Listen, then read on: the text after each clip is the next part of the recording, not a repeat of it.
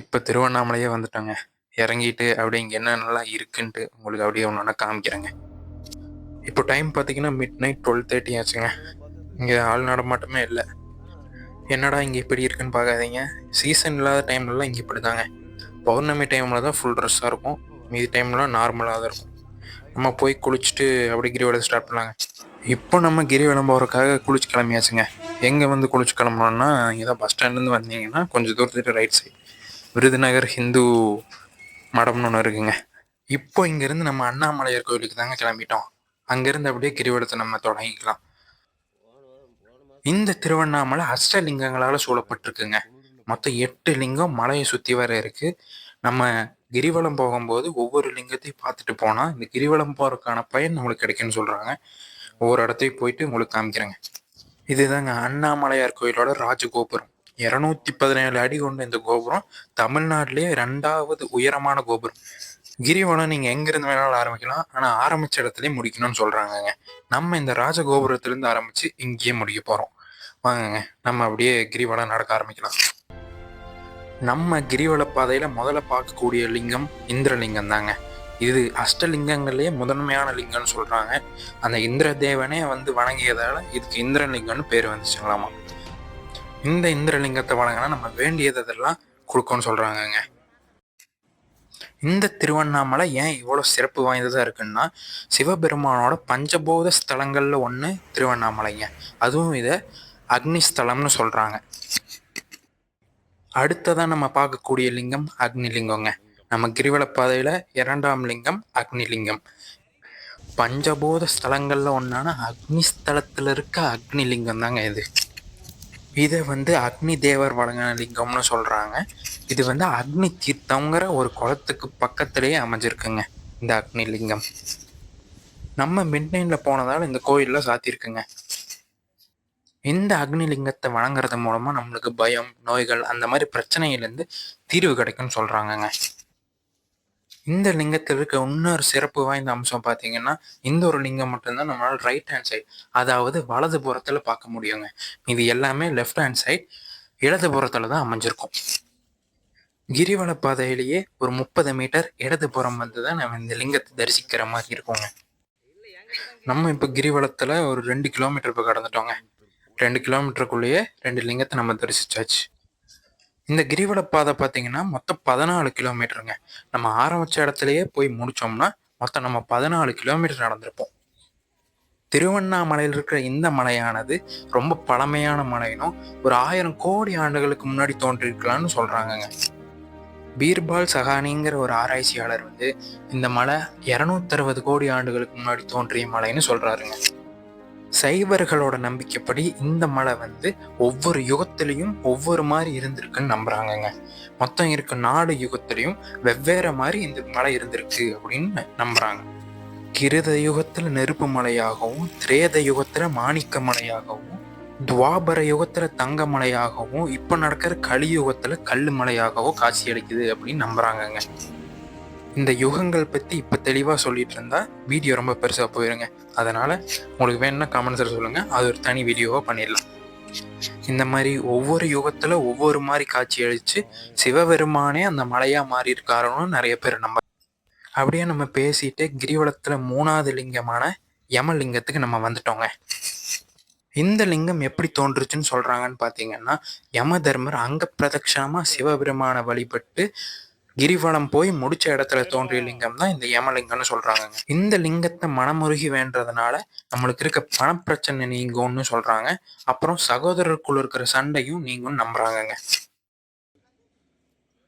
இங்க பாருங்க முள்ளம்பன்றியே இப்பதான் ஃபர்ஸ்ட் டைம் பாக்குறேன். அதுவும் அரிஸ்திங்க முள்ளம்பன்றி இப்பதான் கேள்வியே படுறேன். இருங்க, இப்ப என் கண்ணில் ஒண்ணு பட்டிருக்கு, உங்களுக்கு காமிக்கிறேன். புள்ளிமான் ஒன்னே ஒண்ணுதான் இருக்கு. கூட்டம் எங்க இருக்குன்னு தெரியல.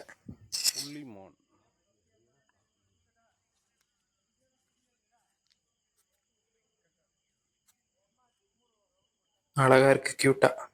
சரி, போயிட்டு வரேன், பாய். நீ பார்த்து போ. இங்கே வந்து இது காமனுங்க. நிறைய ஸ்பாட்டட் டிஎஸ் நம்மளால் பார்க்க முடியும்.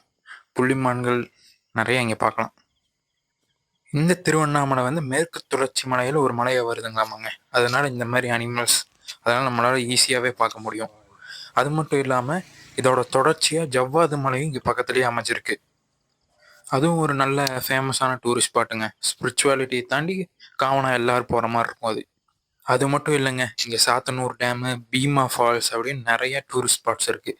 நீங்கள் எங்கள் திருவண்ணாமலைக்கு ட்ரிப்பு பிளான் பண்ணிங்கன்னா ஒரு 2-3 டேஸ் பிளான் பண்ணிட்டு வந்தீங்கன்னா நல்லா சுற்றி பார்த்துட்டு போகலாங்க. இப்போ நம்ம அடுத்த லிங்கத்துக்கிட்ட வந்துட்டோங்க.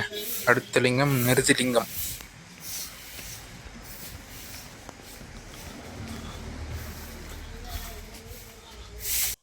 இது கிரிவலத்தில் 4வது அமைஞ்சிருக்கிற லிங்கங்க. யமலிங்கத்துக்கு அடுத்தது நிருதிலிங்கம். இப்போதைக்கு எல்லா கோயிலும் சாத்தியிருக்கு. ஆனால் பௌர்ணமி டைமில் வந்தால் எல்லாத்தையும் பார்க்கலாங்க. மத்தியான டைமில் வந்திருந்தாலும் பார்த்துருக்கலாம். இந்த லிங்கம் வந்து சோன தீர்த்தம் அப்படிங்கிற குளத்துக்கு பக்கத்தில் அமைஞ்சிருக்காங்க. இந்த லிங்கத்தை வழிபடுறதுனால நமக்கு குழந்தை பாக்கியம் கிடைக்கும் அப்படின்னு எல்லாரும் நம்புறாங்க. இப்போ நம்ம கிரிவலத்தில் ஆல்மோஸ்ட் 14 கிலோமீட்டரில் 8 கிலோமீட்டர் தாண்டிட்டோங்க. பாதி கிரிவலத்தை முடிச்சாச்சு. அஷ்டலிங்கத்தில் 4 லிங்கத்தை நம்ம தரிசிச்சாச்சு. இந்த மாதிரி 14 கிலோமீட்டர் நம்ம ஒரே நேரத்தில் நடக்கும்போது தனியாலாம் நடக்கவே முடியாதுங்க. கூட ஒரு 4 பேர் இருந்தால் தான் பேசிட்டு கதை சொல்லிட்டு விளாண்டுட்டே எதாவது நடக்க முடியுங்க. அப்படி நம்ம வரும்போது தான் இப்போ திருவண்ணாமலை எப்படி உருவாச்சுன்னு ஒரு கதை ஒருத்தர்கிட்ட கேட்டோன்னு வச்சுக்கோங்களேன். அவர் என்ன சொன்னார்னா, இது உருவானதுக்கு நிறைய கதை இருக்குங்களாமா. அதாவது ஸ்பிரிச்சுவாலிட்டி சார்ந்து நிறைய கதை இருக்குங்களாமா. அதில் ஒரு 2 கதையை நம்ம கேட்டோங்க. அப்படியே நம்ம அடுத்த லிங்கத்துக்கிட்டே வந்துட்டோங்க. சூரியலிங்கம். ஆனால் இது அஷ்டலிங்கங்களில் இடம் பெறலை. இதை ஒரு தனி லிங்கங்க. போகிற வழியில் எல்லாரும் தரிசிச்சுட்டு போகிற மாதிரி இருக்கும். இது வந்து திருவண்ணாமலை உருவானதுக்கப்புறம் சூரிய தேவரை வந்து வச்ச லிங்கம் அப்படின்னு சில பேர் சொல்கிறாங்க. எப்படின்னு அவனுக்கு தெரில. இந்த மாதிரி அஷ்டலிங்கங்களை தாண்டி இந்த மாதிரி பல லிங்கங்கள், பல கோயில்கள் இங்கே சுற்றி வர இருக்குங்க. ஆசிரமங்கள் பல இருக்குது சுற்றி வர. எல்லாத்தையும் நம்ம பார்க்கலாம் கிரிவலம் போகும்போது. நான் மெயினாக நம்ம பார்க்க வேண்டியது மட்டும் கவர் பண்ணியிருக்கேங்க. அடுத்ததாக நம்ம அஷ்டலிங்கங்களில் ஒரு லிங்கமான வருண லிங்கத்துக்கிட்ட வந்துட்டோங்க. யார் இவர் இன்னத்துக்கு இங்கே இப்படி உட்காந்துருக்காரு? நம்ம அந்த வேலையை பார்க்கலாங்க.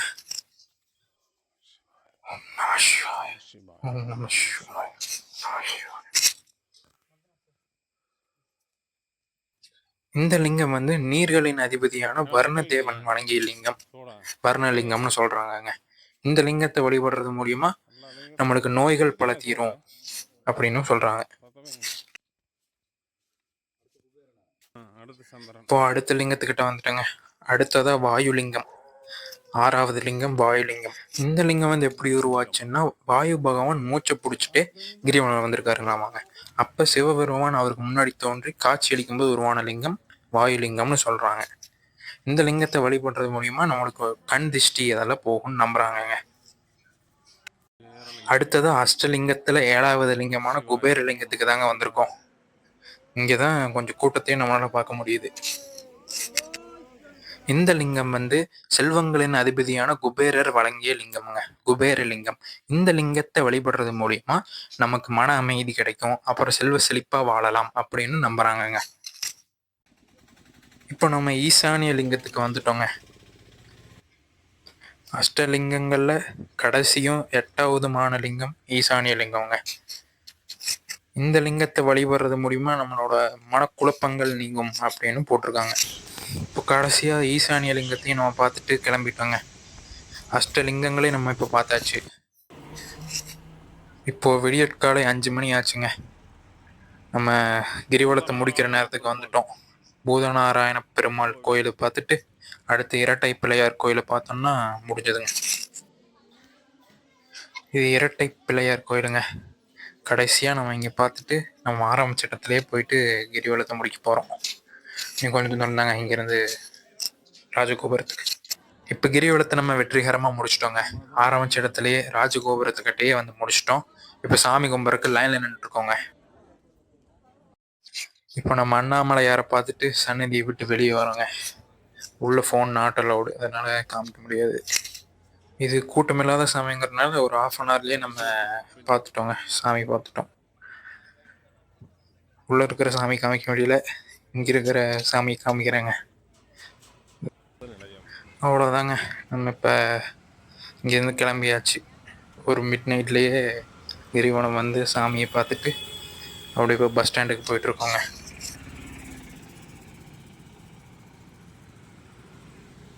இப்போ நம்ம திருவண்ணாமலையிலேருந்து கிளம்பிட்டோங்க. இந்த ட்ரிப்பு முடிக்கிறதுக்கு நம்மளுக்கு எவ்வளோ பட்ஜெட் ஆச்சுன்னா டோட்டலாக 500ங்க.